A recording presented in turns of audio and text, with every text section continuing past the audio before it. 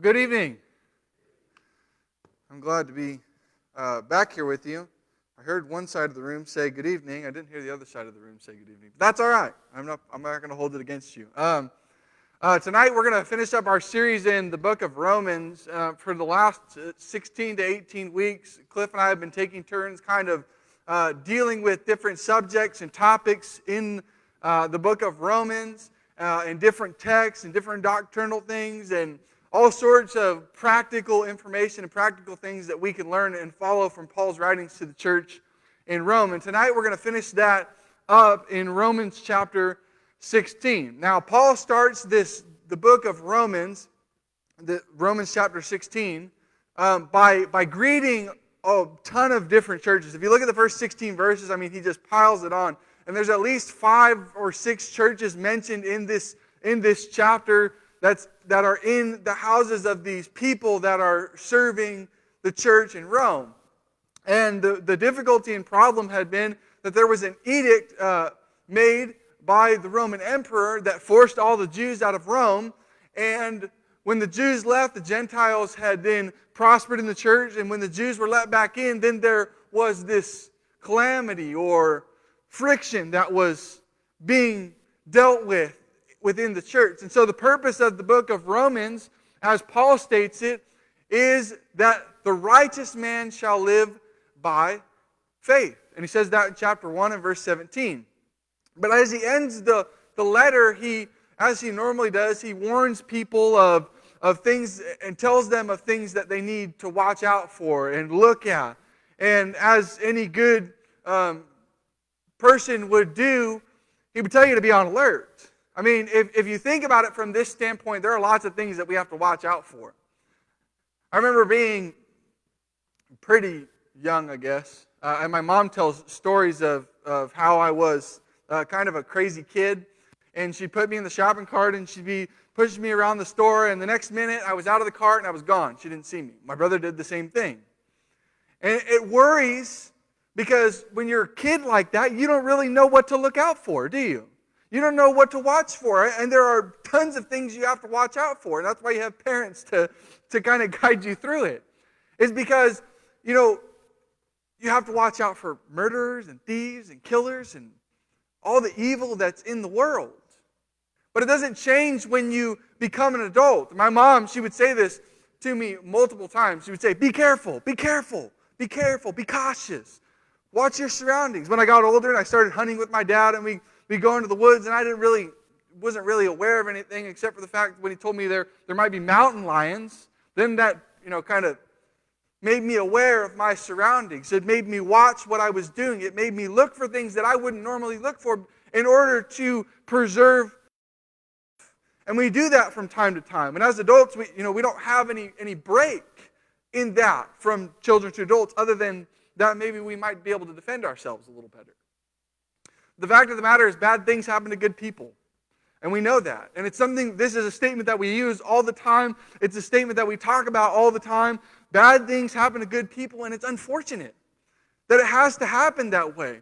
There's more tragedies in the world that happen day in and day out, and you just can't keep up with the amount of things that are happening.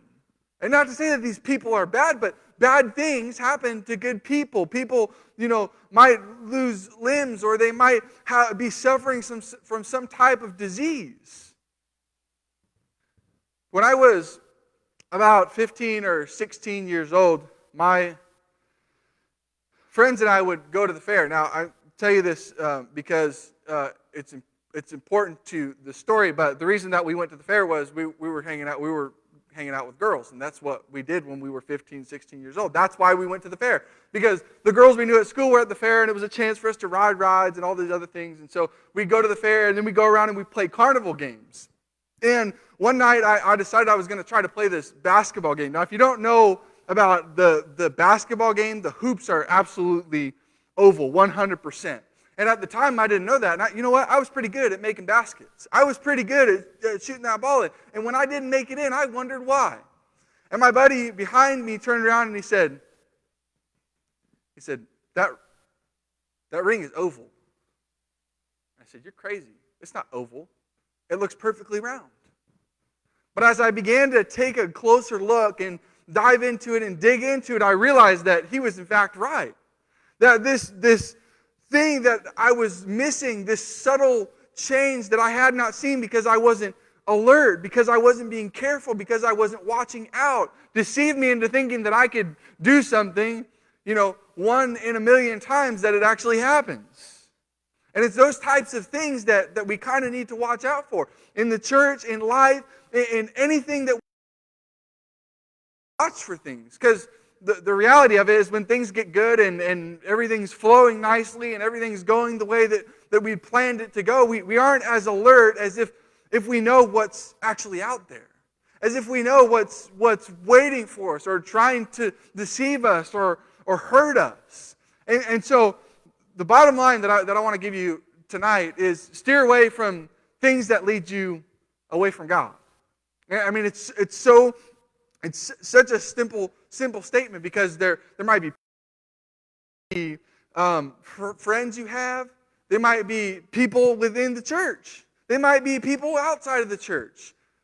And they might draw you into something or cause you to think a certain way. And it's not just getting people to do bad things. It's just getting people to do things that are out of character, that aren't godly in nature. And so Paul, as he concludes this letter, he tells them, he says, steer away from people and things that lead you away from God. Because they're there, lurking in the shadows. And you don't know when they're going to come out. So you've got to watch for them. You've got to look for them. And that's what we're going to talk about tonight. We're going to talk about being alert. We're going to talk about being careful. We're going to talk about how Paul encourages this church in Romans chapter 16 as he's concluding the letter to tell them that there's people there that are waiting and looking. Stump them. And so Paul starts in Romans chapter 16 and verses 17 through 20. Now, as you know, the book of Romans is a large book. And as he goes throughout this book, he has different themes and different things and ideas that he tries to do in addressing the problem of the Roman church. Now, after chapter 15, when he tells them in chapter 15 and verse 7 that they need to accept one another, he shows them why they need to do so. And then, if you go even further back, in Romans chapter 12 and verse 18, he tells them to be at peace with one another, to live in peace. And so, as he closes this letter, he states this. He says, "Now I urge you, brethren, to keep an eye on those who cause dissensions and hindrances, contrary to the teaching which you learned, turn away from them." He says, I want you to keep your eye out because, think about it for a minute. If nobody tells you something's there, are you going to know it's there? If nobody tells you, hey, this is what this really is, you're not going to know it's there. It's like you walk into a forest and you don't know what's there. If you've never been in a forest before, you know there's animals. But what if there's something looking for lunch? If nobody tells you it's there, you're not going to know it's there. And so Paul's telling me, he says, keep your eye on those who cause dissensions. You know that these people are among you. You know that they're there lurking, waiting, trying to get you to move. And he says, I want you to steer away from that because you know it's not right. You know that it's not supposed to be this way. And then in verse 18, he says, for such men are slaves, not of our Lord, but of their own appetites.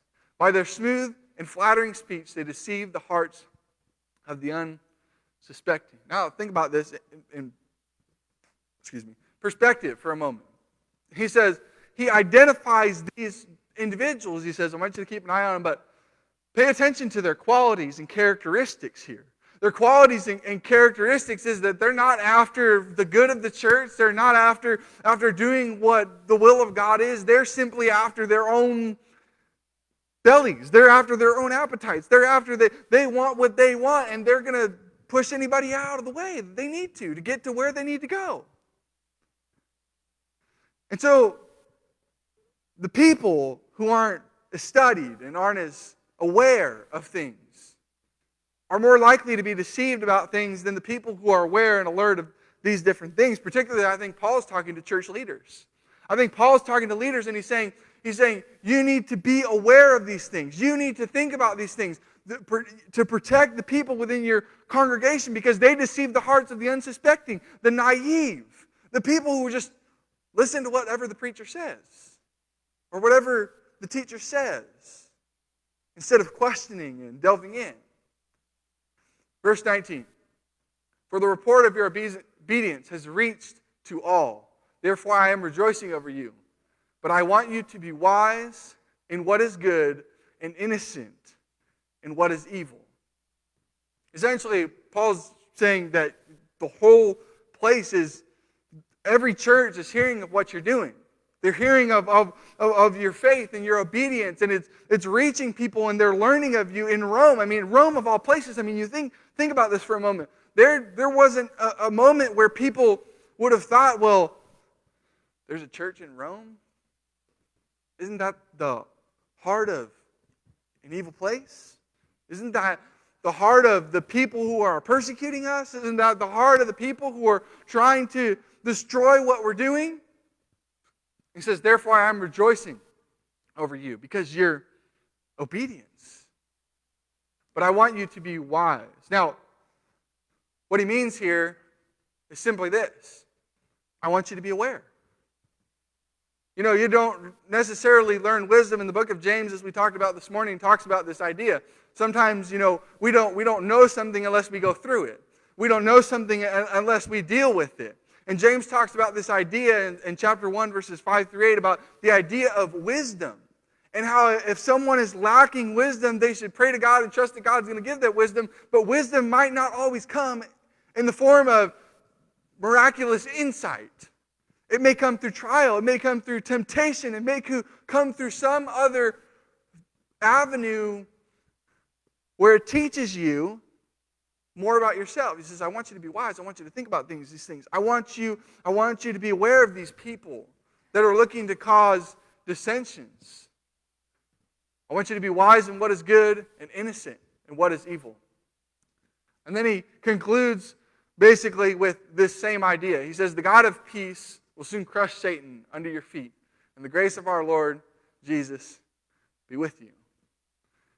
This is not the end of the chapter. When he goes on, he has this, what we call in the theological world, a doxology, which is just a glorification of God. And he talks about how God is able and God is mighty and God is powerful. And he says, and here he tells us this idea that the God of peace will soon crush Satan. There will no longer be any death, that Jesus is returning and he's coming back. And he warns these people to steer away from things and people that lead you away from God. Now, this is sometimes hard to grasp, but it's a simple statement. There are things in your life, people in your life that are going to try to take you down a different path than the one you're currently on, and they're going to make you get hung up on these tiny little things, and they're going to try to keep you, maybe even unintentionally, from doing the things that you know you need to do as a Christian.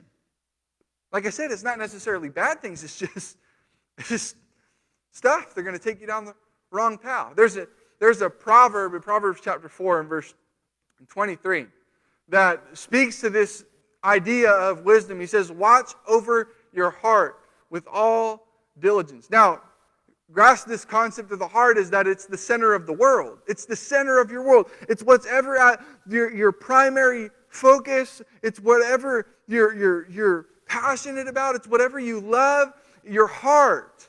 And sometimes your heart can be deceived by other people and other things and the way things that work and the way the world works. And so Solomon is giving us a piece of wisdom here. He's saying, watch over your heart. Guard your heart. Because there are people that are going to try to deceive you and take you away. Now, believe me, I don't think that there's anything like this going on in this congregation. But it's good for us to just think about this idea. That we start being aware of the things that could happen. We start being aware that you know what? With the social media trend today, it is so easy to get sucked in to other people's garbage.